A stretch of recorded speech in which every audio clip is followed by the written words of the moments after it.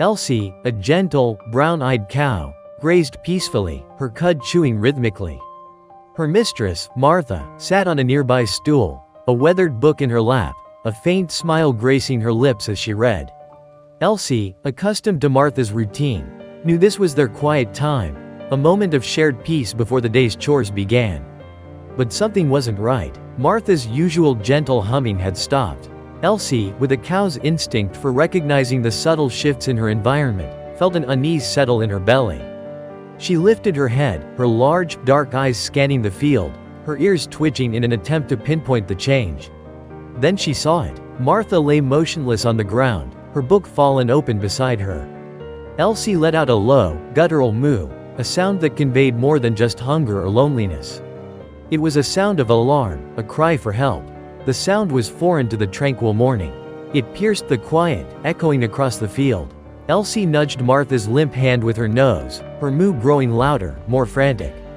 She pressed her head against Martha's chest, her warm breath gently brushing against her skin.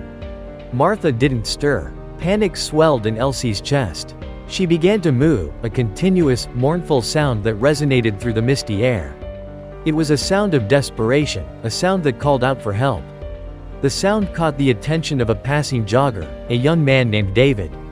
He had never seen a cow moo with such urgency, such despair. Curiosity piqued, he followed the sound until he saw Elsie standing beside Martha, her large eyes filled with fear. David's heart sank as he approached. The sight of Martha lying motionless on the ground was enough to make his blood run cold. But Elsie's persistent mooing, a plea echoing across the field, spurred him to action.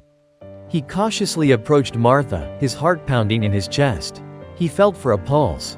Nothing. Panic seized him. He had no phone, no way to call for help. But then, he remembered the nearby farmhouse.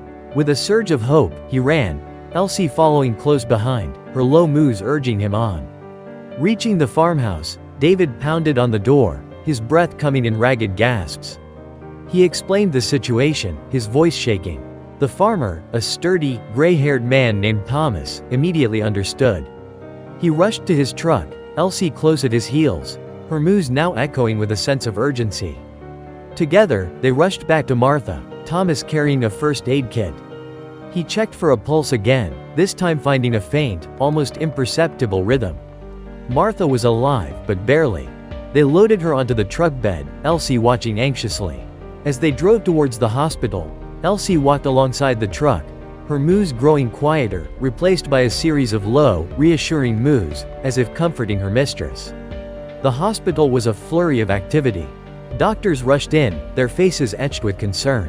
Hours later, the doctors emerged, their faces less worried. They had managed to stabilize Martha, who had suffered a sudden, severe allergic reaction. As Martha recovered, she learned the story of her rescue. She was amazed by Elsie's instinct, by her unwavering devotion. The doctors, too, were impressed by Elsie's intelligence and bravery. They deemed her a true hero. Martha, upon her return home, embraced Elsie, burying her face in the cow's soft fur. "Thank you," she whispered, tears welling in her eyes. "You saved my life."